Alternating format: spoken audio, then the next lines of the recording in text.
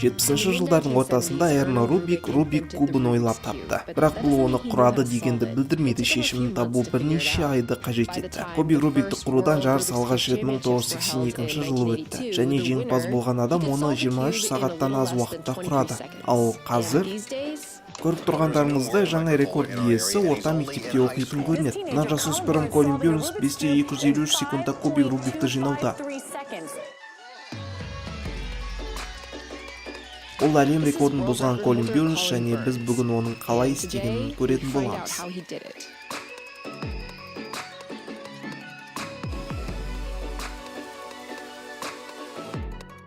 Ол бір күн не бір жылдың көлемінде алуы мүмкін. Алдыңғы рекорд 2 жылдан астам уақытқа созылды. Бірақ бір ғана шешімді қолдансаң, сен сәтті болуың керек. Колин қабілеттерін бәсеңдеткен секілді көрінгенмен ештеңе етпейді, себебі әлем рекордының 2 түрі бар.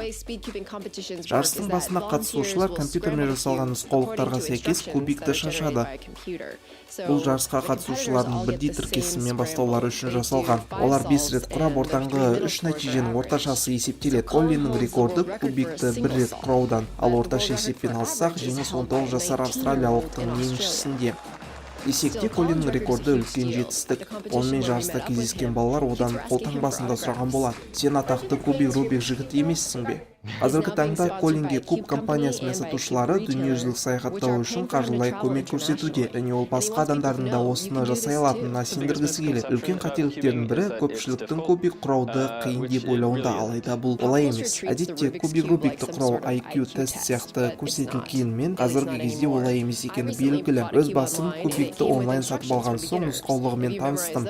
Егер де ондағы әрекеттерді қайталаса, кубикті бірнеше минутта жинауға болады. Бақтың құрылысын зерттеуге көмектеседі. Алғаш қарағанда кіші кубиктардан жасалған куб, яғни 3 қабаттан тұратын 9 куб болып көрінсе де, бірақ мұнда кубтардың жоқ екендігін көре аласың. Бұл бұрыштарда бұрыштық, шеттерде шеткі және ортаңғы бөлік. Куб беттерінің түсін анықтайтын бөліктерден құралады. Кубикті тез құраушылар кубтың арнайы түрін қолданады. Ондай кубиктер жылдам айналып, кернеуге төтеп береді. Десекте жылдамдықтың басты сыры кубтың тиімділігінде. Олар бірнеше қимыл алдын жоспарлап, дәл сол нәтижеге арзырақ жүріске жетуге тырысады. Онда кубта мүмкін болатын 43 квантиллион тіркесін бола алады. Бірнеше жыл бұрын кейбір ғалымдар Google-дың есептеу қуатын қолдана отырып, кез келген тіркесінді 20 не одан аз қимылда құра алатынын көрсетті. Оны Құдай саны деп атайды. Бастаушыларға арналған әдіснама 100-ден 200-ге дейін жүрісте кубты жинайды. Тез құраушылар 50-ден 60-қа дейін жүріс жасайды. Бұның астарында алғашқы кубик құраушылардың тәжірибесі жатыр.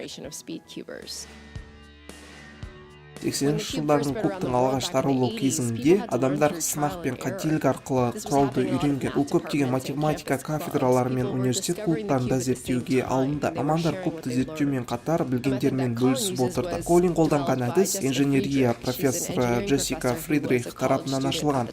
Әдіс куб беттерінің бірісінде крестті жинаудан басталады, және сол бет төменгі қабат болуы керек. Артынша астыңғы бұрыштар мен ортаңғы қабат бір мезетте жиналуы тиіс. Өздеріңіз көріп тұрғандай, мұнаның барлығы құралды. Және соңғы қабатты құрау үшін ондаған жаттанды алгоритмдердің бірін қолданады. Кейбір бөлшектерді жылжыту үшін бұл алгоритмдер әдетте жартылай қорғалған кубты шашыратады. Сонан соң қалған бөліктерді қалпына келтіреді.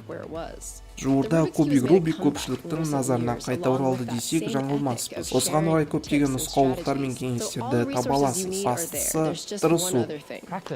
Мынау 5 жыл бұрынғы Колин. Әлем рекорды бір күнде қойылмаса керек.